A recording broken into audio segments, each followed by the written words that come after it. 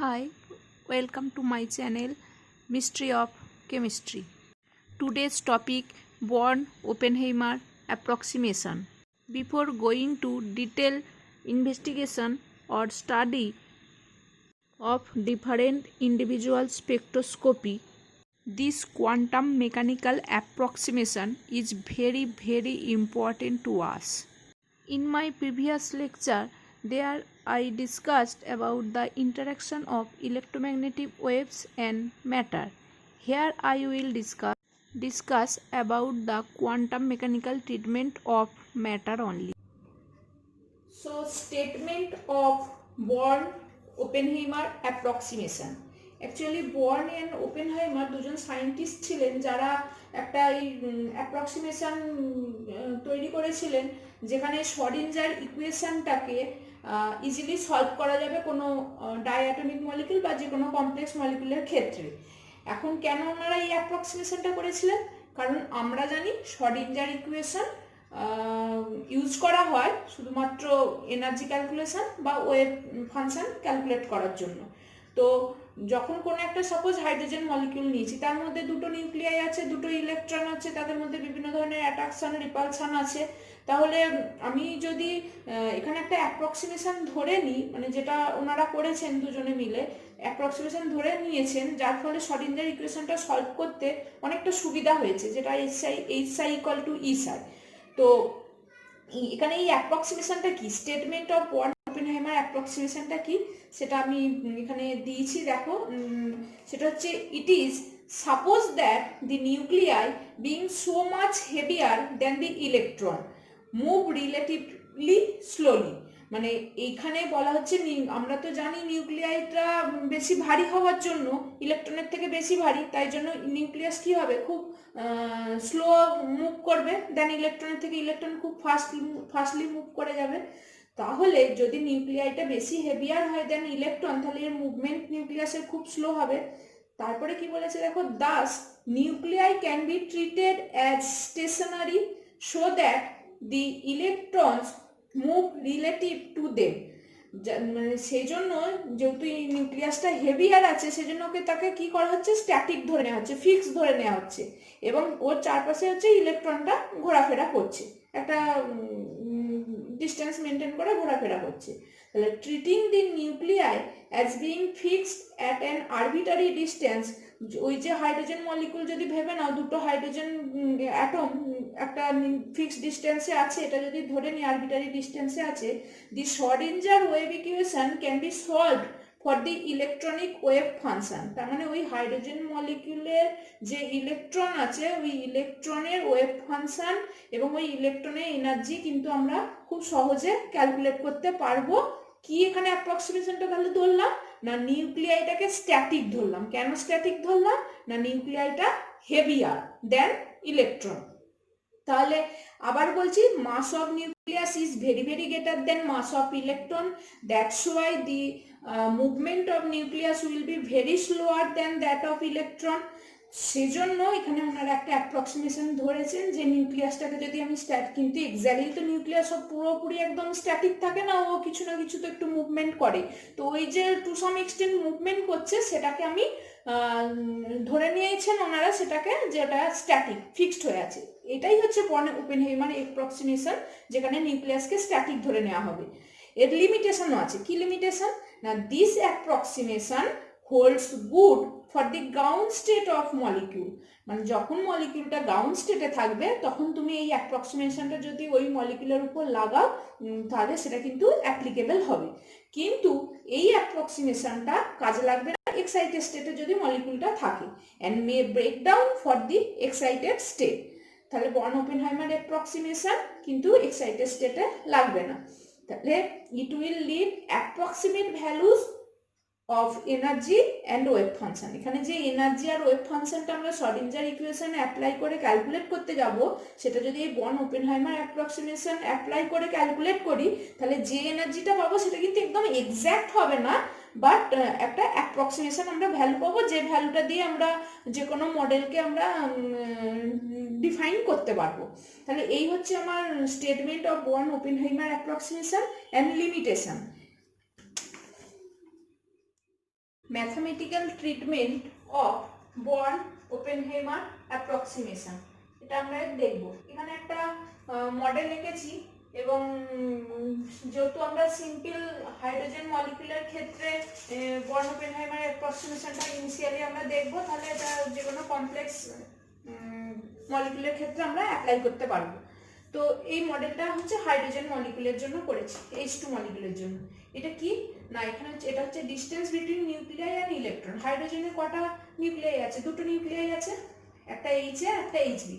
দুটো শুধু এখানে এইচ এইচ লিখলে তো আমরা আলাদা করতে পারবো না, সেই জন্য একজনকে এ দিয়ে ডিনোট করেছি, একজনকে বি দিয়ে ডিনোট করেছি, একটা এইচ এ একটা এইচ বি। এই হচ্ছে দুটো নিউক্লিয়াস হাইড্রোজেন মলিকুলে। এর আবার প্রত্যেকটা হাইড্রোজেনের জন্য একটা করে ইলেকট্রন আছে, E1 আর E2, এই যে ছোট ছোট ডট E1 আর E2। এখন এদের মধ্যে ডিস্টেন্স কি রকম আছে প্রত্যেকটা ইলেকট্রনের সাথে ইলেকট্রনের বা ইলেকট্রনের সঙ্গে নিউক্লিয়াসের, সেটা একটু আগে দেখে নিই চলো। তাহলে দুটো নিউক্লিয়াসের মধ্যে ডিস্টেন্স ধরে নিলাম ক্যাপিটাল আর, দুটো ইলেকট্রনের মধ্যে ডিস্টেন্স ধরে নিলাম R1 2 1 আর 2, দুটো আলাদা আলাদা ইলেকট্রন সিগনিফাই করেছে তাই স্মল r1 2 ধরে নিলাম। এক নম্বর ইলেকট্রনের সঙ্গে এ নিউক্লিয়াসের ডিস্টেন্স ধরে নিলাম R1 এ, এক নম্বর ইলেকট্রন এ নিউক্লিয়াস। দু নম্বর ইলেকট্রনের সাথে বি নিউক্লিয়াসের ডিস্টেন্স R2b। আচ্ছা, দু নম্বর ইলেকট্রনের সঙ্গে এ নিউক্লিয়াসের ডিস্টেন্স R2a, এক নম্বর ইলেকট্রনের সঙ্গে বি নিউক্লিয়াসের distance R1b। And last one, দুটো ইলেকট্রনের মধ্যে যে ডিস্টেন্স সেটা হচ্ছে R1। তাহলে এই হচ্ছে total distance between nuclei and electron of H2 molecule. এখানে আমি একটা এঁকেছি। আমরা সবাই যেটা জানি সেটা হচ্ছে শর্ডিঞ্জার ইকুয়েশনের ম্যাথমেটিক্যাল ফর্মটা আমরা জানি, H psi equal to E psi। আমরা কি করতে যাচ্ছি না, এই হাইড্রোজেন মলিকিউলটার এনার্জি আর wave function by using Born Oppenheimer approximation use করে আমরা সেটা ক্যালকুলেট করতে যাব। তো এমনিতে নর্মালি শর্ডিঞ্জার ইকুয়েশন হাইড্রোজেনের আমরা সলভ করেছি, মানে H প্লাস মলিকুলের জন্য, ওয়ান ইলেকট্রন সিস্টেমের জন্য। তো এটা করতে গেলে একটু শর্ডিঞ্জার ইকুয়েশন ইউজ করে করতে গেলে একটু কমপ্লিকেশন চলে আসে। তো সেই জন্য এখানে বর্ন ওপেনহেইমার অ্যাপ্রক্সিমেশন ইউজ করে যদি আমরা হাইড্রোজেন মলিকুলের এনার্জি বা ওয়েভ ফাংশন ক্যালকুলেট করতে চাই তাহলে সেটা অনেক ইজি হবে। তো সেই জন্যই এটা এখানে আমার কাজে লাগানো। তো চলো দেখা যাক শর্ডিঞ্জার ইকুয়েশনের এইচ ক্যাপটা কি, হ্যামিল্টনিয়ান অপারেটর, এটা হচ্ছে টোটাল এনার্জি অফ মলিকিউল, সাইটা হচ্ছে total wave function of the hydrogen molecule. এখন according to Born Oppenheimer approximation আমরা কি জানি, mass of nucleus, mass of nucleus is very very greater than mass of electron. তাহলে যদি নিউক্লিয়াসের মাস যদি খুব বেশি হয় ইলেকট্রনের থেকে, তাহলে কি হবে, আমরা অ্যাজ ইট যেন দেখছি যে নিউক্লিয়াসটা এখানে স্ট্যাটিক হয়ে আছে, ফিক্সড হয়ে আছে, ইলেকট্রনটা এর চারপাশে ঘুরছে due to different type of attraction or repulsion. তাহলে এটা যদি হয় দুজনকে, তাহলে আমরা কি করতে পারি, আলাদা করতে পারি। কিভাবে না, সাই ইকুয়াল টু, তখন ওয়েভ ফাংশন যেটা টোটাল, সাই ইকুয়াল টু আমি সাই ই ইন্টু সাই এন ইত্যাদি। ওয়েভ ফাংশন আমরা জানি মাল্টিপ্লিকেটিভ প্রপার্টি, তাই এটা যোগ হবে না, মানে অ্যাডিশন হবে না, মাল্টিপ্লিকেশন হবে, সাই ই ইন্টু সাই এন হবে। তাহলে যেহেতু mass of nucleus is very very greater than mass of electron, তাহলে the two motion are independent to each other, মানে নিউক্লিয়াসের যে মোশন আর ইলেকট্রনের যে মোশন কেউ কারোর উপর ডিপেন্ডেন্ট হবে না, independent to each other, so the total wave function can be written as like this. যেহেতু এরা কেউ কারোর উপর ডিপেন্ডেন্ট হবে না, অ্যাকর্ডিং টু বর্ন ওপেনহেইমার ওনারা তাই বলে গেছেন, তাহলে আমরা ওয়েভ ফাংশনকে এইভাবে ভেঙে লিখতে পারি, যেখানে সাই ইটা কি, সাই ইটা হচ্ছে ইলেকট্রনিক ওয়েভ ফাংশন আর সাই এনটা হচ্ছে নিউক্লিয়ার ওয়েভ ফাংশন। এখন এই যে মলিকিউলটার ক্ষেত্রে আমরা যেটা করতে যাব সেটা হচ্ছে শর্ডিঞ্জার ইকুয়েশনটা কিরকম হয় সেটা দেখব। সেটা দেখার আগে জাস্ট অনলি হ্যামিল্টনিয়ান অপারেটরটা এই মডেলটার ক্ষেত্রে কিরকম হবে একটা ডিটেলসে আমরা তার ম্যাথামেটিক্যাল ফর্মটা আগে একটুখানি আলোচনা করি, যেটা খুব খুব ইম্পর্টেন্ট, খুব মানে এখানটা কাজে লাগে, এটাই আসল বোঝার জায়গা। দেখো যেহেতু এখানে দুটো নিউক্লিয়াস আছে, আর তোমরা এমনি শর্ডিঞ্জার ইকুয়েশন তো পড়ে এসেছো যে H সমান কি জানো, যে কাইনেটিক এনার্জিটা প্লাস তার পোটেনশিয়াল এনার্জি। তাহলে এখানে কাইনেটিক এনার্জি কত পড়ে এসেছি আমরা, minus H cos square by 2m del square. আমি যদি এখানটা একটু নিচে লিখি, এটা লিখছি, Hটা আমরা কি পড়ে এসেছি, minus H cos square by 2m del square plus potential energy. এটা একটুখানি মনে করে রাখো, কোয়ান্টাম মেকানিক্সে আমরা পড়ে এসেছি, ঠিক আছে? তাহলে এখানে যদি এইচ সমান এটা যেমন মেন ফর্ম হয়, এই পার্টটা কাইনেটিক এনার্জি, এই পার্টটা পোটেনশিয়াল এনার্জি, তাহলে এখানে আগে কাইনেটিক এনার্জিগুলো আমি আগে শর্ট আউট করে নিই। চলো, তাহলে কাইনেটিক এনার্জি কার কার হতে পারে? এই দুটো নিউক্লিয়াসের হতে পারে, আর এই দুটো ইলেকট্রনের হতে পারে। টোটাল তুমি 4টে কাইনেটিক এনার্জি পাবে। তাহলে এই যে ল্যাপ্লাসিয়ান অপারেটর ডেল স্কোয়ার অপারেটরটা দেখো, minus H cos square by 2m del A square, এইটার জন্য minus H cos square by 2m, এটার জন্য ডেল বি স্কোয়ার, দুটোকে একসাথে করা আছে। আবার ইলেকট্রনের জন্য minus H cos square by 2m, এখানে এমটা হচ্ছে নিউক্লিয়াসের মাস, আর এই স্মল এমটা কিন্তু ইলেকট্রনের মাস। এটা কিন্তু খেয়াল রাখতে হবে, এমন যেন না হয় যে minus H cos square 2m করে 4টাকে একসাথে করে দিলাম, কারণ দুজনের মাস কিন্তু আলাদা। আচ্ছা, তাহলে minus H cos square by 2m del 1 square del 2 square করলাম। তাহলে আমার কাইনেটিক এনার্জি পার্টটা এটা হয়ে গেল। এবার আসছি পোটেনশিয়াল এনার্জি পার্টটা। পোটেনশিয়াল এনার্জি কি কি হতে পারে দেখো, আর e square by 4 pi epsilon zero, এই যে 4টে টার্ম আছে এর মধ্যে করেছি, 4টে টার্মই হচ্ছে কমন। পোটেনশিয়াল এনার্জি যে ডিস্টেন্সটার উপর শুধু ভ্যারি করছে, অর্থাৎ এই 1 নম্বর ইলেকট্রনের সাথে এ নিউক্লিয়াসের ডিস্টেন্স কত, R1 এ, তাহলে e square by 4 pi epsilon zero R1 এ, এগুলো আমরা কোয়ান্টাম মেকানিক্সে পড়ে এসেছো তোমরা আগের সেমে। তো এখন এগুলো আমি কিভাবে এসছে আর ডিটেলসে যাচ্ছি না। এরপরে নেক্সট হচ্ছে ই স্কোয়ার 4 পাই R2b, মানে এইটা, এর সাথে কি হবে, এই ইলেকট্রনের সাথে নিউক্লিয়াসের অ্যাট্রাকশন হবে, এই ইলেকট্রনের সাথে এই নিউক্লিয়াসের অ্যাট্রাকশন হবে, তো নেগেটিভ এ পজিটিভ অ্যাট্রাকশন হবে, সেই জন্য সব মাইনাস হয়েছে, এনার্জি কমছে। তারপর হচ্ছে R1b, মানে এই 1 নম্বর ইলেকট্রনের সাথে যেমন এ এর অ্যাট্রাকশন হবে, 1 নম্বর ইলেকট্রনের সাথে তো বি এর অ্যাট্রাকশন হবে, তাহলে R1b এটা একটা হলো। আর একটা হচ্ছে 2 নম্বর ইলেকট্রনের সাথে যেমন বি এর দেখিয়েছিলাম, 2 নম্বরের সাথে তাহলে এ এরও দেখাবো, তাহলে ওটা হলো কি R2a। তাহলে এই যে 4টে পার্ট আমরা পেলাম, ই স্কোয়ার 4, এই যে 4টে পার্ট, এই 4টে পার্ট কিসের জন্য এসেছে না পোটেনশিয়াল এনার্জি। কার পোটেনশিয়াল এনার্জি কিসের জন্য এসেছে না, that arises due to attraction of electron and nucleus, যেটা ওখানে আমি মডেলে দেখিয়েছি। যে কারণ এটা প্রত্যেকটা 1a 2b 1b 2a প্রত্যেকটা দেখো ইলেকট্রনের সাথে নিউক্লিয়াসের ডিস্টেন্সটাকে আমরা এখানে সিগনিফাই করেছি। এখানে কোথাও কিন্তু ইলেকট্রন বা নিউক্লিয়াস নেই, একটা ইলেকট্রন একটা নিউক্লিয়াস আছে, তাহলে অবভিয়াসলি অ্যাট্রাকশন হবে। তাহলে এই যে 4টে টার্ম দেওয়া নেগেটিভ টার্ম, সেটা হচ্ছে পোটেনশিয়াল এনার্জির জন্য ডিউ টু অ্যাট্রাকশন। এবার নেক্সট যেটা আসছি দেখো, ওখানে দুটো ইলেকট্রন আছে, এটা হচ্ছে রিপালশনের জন্য potential energy of electron repulsion. এই যে R1 2 আছে, ওই যে ডিস্টেন্সটা E1 E2 করেছি, তাহলে দুটো ইলেকট্রনের মধ্যে যে ডিস্টেন্সটা potential energy of electron repulsion. আর এই ক্যাপিটাল আরটা হচ্ছে কার না, এ আর বি নিউক্লিয়াস, যে দুটো হাইড্রোজেনের আছে তাদের মধ্যেকার ডিস্টেন্স, এটা হচ্ছে potential energy of nucleus repulsion. তাহলে আশা করি প্রত্যেকটা টার্ম হ্যামিল্টনিয়ান অপারেটর কিসের জন্য বোঝা গেছে। মানে আমার তো kinetic energy plus potential energy এই দুটো মিলিয়ে আমার হ্যামিল্টনিয়ান এইচ হয়।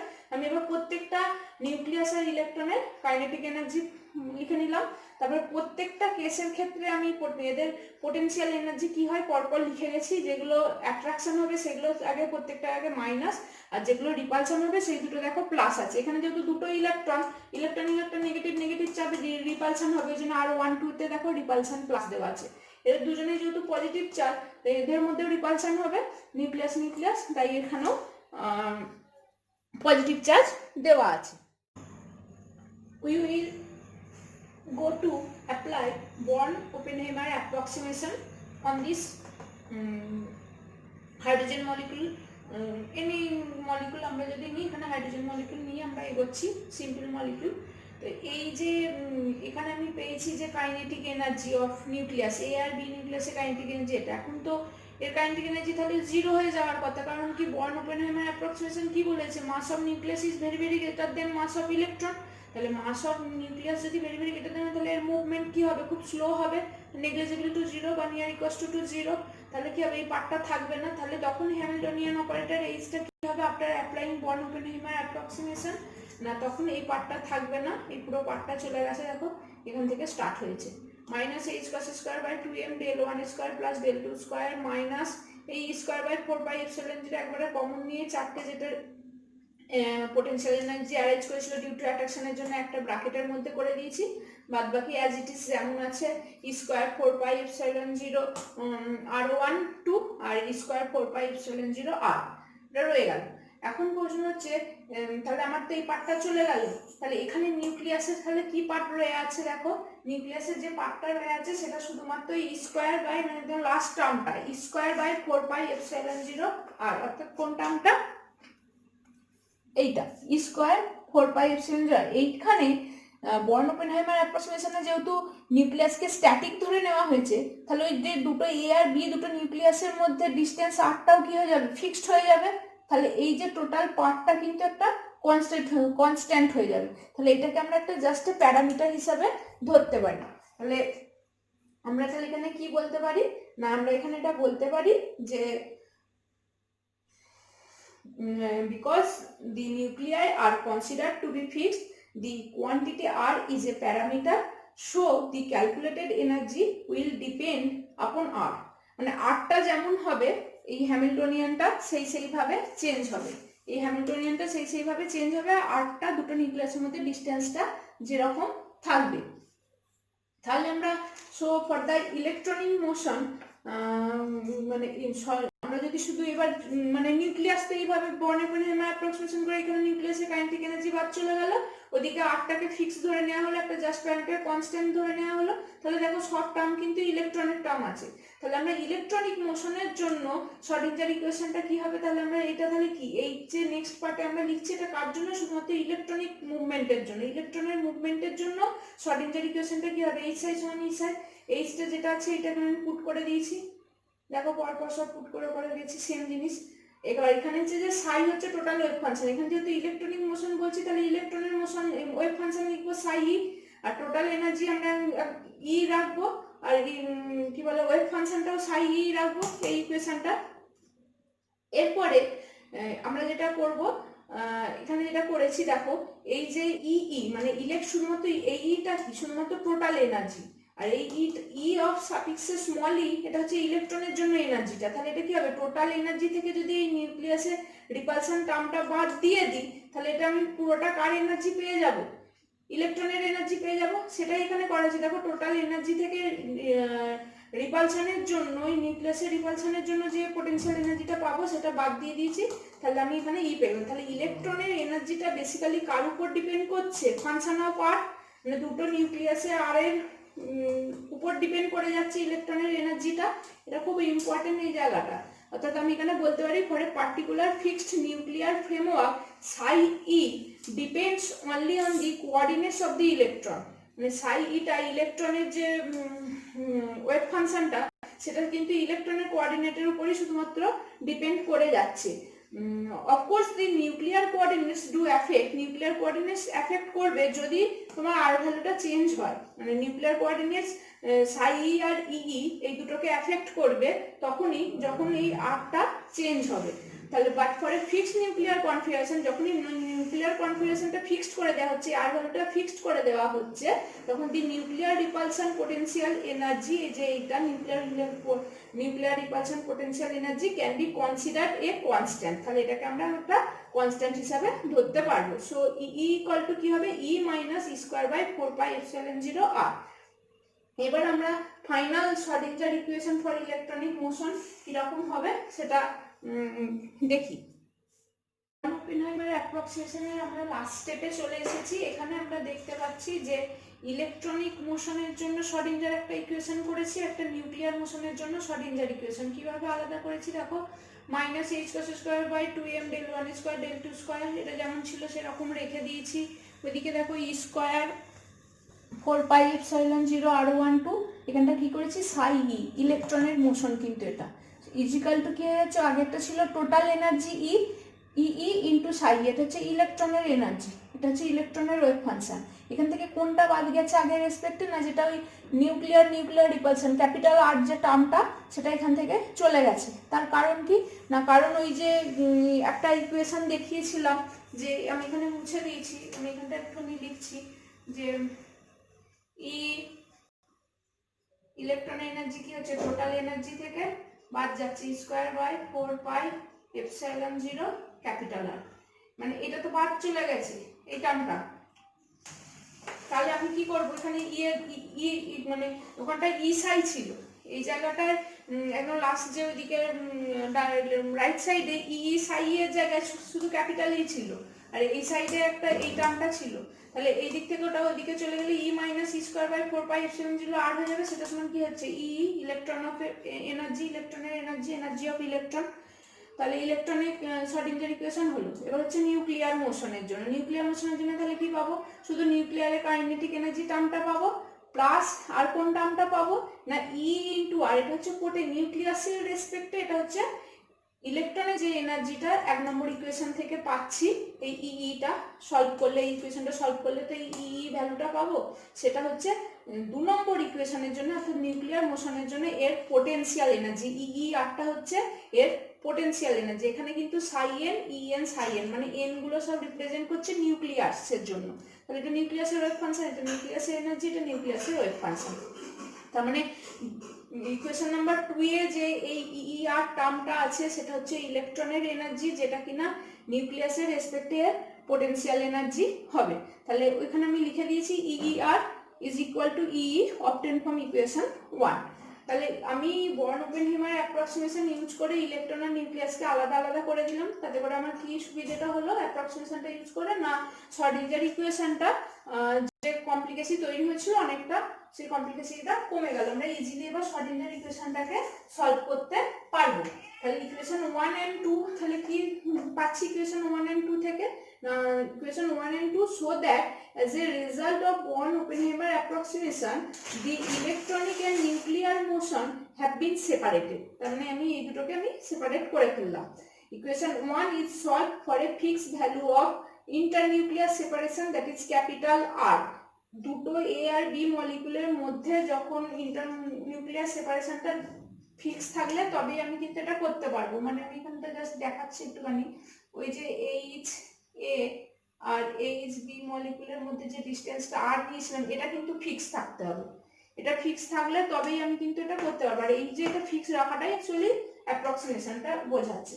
এখন আমরা এখানে এটা প্লট করব। কি প্লট করব না ই আর ভার্সাস আর প্লট। এই আরটা হচ্ছে ইন্টারনিউক্লিয়ার ডিসটেন্সটা, দুটো নিউক্লিয়াসের মধ্যে ডিসটেন্সটা আর, এটা এক্স অ্যাক্সিসে প্লট করব। আর এটা হচ্ছে ইলেকট্রনের যে এনার্জিটা বা পোটেনশিয়াল এনার্জিটা, সেটা হচ্ছে যে এইটা। এটা দেখতে প্লট করলে হয় এরকম। এই প্লটটা হচ্ছে পোটেনশিয়াল এনার্জি কার্ভ বলা হয়, বা অনেক সময় পোটেনশিয়াল এনার্জি ওয়েলও বলা হয়। এই প্লটটা কি বলছে না, এই প্লটটা আমাদের কি দেয় না, this plot gives the potential energy curve for a diatomic molecule, the most stable nuclear configuration। এই এইচ আর এইচ বি এর মধ্যে ডিসটেন্সটা ঠিক কতটা হবে, 10, 15, 20, 30 কোনটা মোস্ট স্টেবল হবে সেটা আমরা কি করে জানবো না, the most stable configuration for a given electronic state corresponds to the value of R leading to a minimum in the energy। মানে এই R এর ভ্যালুটা মানে যে আর এর ভ্যালুতে আমরা সবথেকে কম এনার্জি পাবো সেটাই হবে সবথেকে স্টেবল। এই পয়েন্টটাই মানে এখানে এনার্জিটা সবথেকে কম, বাদবাকি তো এই গ্রাফের মধ্যে এইখানে এনার্জি সবথেকে কম, তাহলে এইখানে করসপন্ডিং এনার্জি ডিসটেন্সটা আটটা কতটা একটা। তার মানে যেখানে কম এনার্জি পাচ্ছি তার মানে তাদের মধ্যে ডিসটেন্সটা যতটা আছে সেটাই হয়ে যাবে তাদের স্টেবল নিউক্লিয়ার কনফিগারেশন। ঠিক আছে, এইটার মিনিং কিন্তু এই পয়েন্টটার মিনিংটা হচ্ছে ওদের স্টেবল নিউক্লিয়ার কনফিগারেশন। তো তাহলে এটা প্লটটা আমাদের এই পুরো স্পেকট্রোস্কোপি করতে গেলে এই প্লটটা খুব ইম্পর্টেন্ট প্লট। এটার সিগনিফিকেন্সটা আশা করি টোটাল বর্ন-ওপেনহেইমার অ্যাপ্রক্সিমেশনের মধ্যে দিয়ে বোঝা গেছে। তাহলে আমরা এখানে ইলেকট্রন আর নিউক্লিয়াসের যে টোটাল এনার্জি দুটোকে যোগ করলে আমরা তাহলে টোটাল মলিকিউলটা, হাইড্রোজেন মলিকিউলটা টোটাল এনার্জি পেয়ে যাব। তাহলে এই হচ্ছে আমাদের বর্ন-ওপেনহেইমার অ্যাপ্রক্সিমেশন। এগুলো আমরা যে কোনো, এটা সিম্পল H2 মলিকিউল নিয়ে আমি এখানে এক্সাম্পল হিসাবে দেখিয়েছি, তোমরা যে কোনো মলিকিউলের উপর অ্যাপ্লাই করতে পারো। শুধু দেখতে হবে কটা নিউক্লিয়াস আছে, কটা ইলেকট্রন আছে, সেই অনুযায়ী তাদের কাইনেটিক এনার্জি, পোটেনশিয়াল এনার্জিগুলো just H I equal to is I ইকুয়েশনে আমরা পুট করে দেবো। যদি কিছু প্রবলেম থাকে কমেন্ট বক্সে কমেন্ট করে জানিও। Thank you.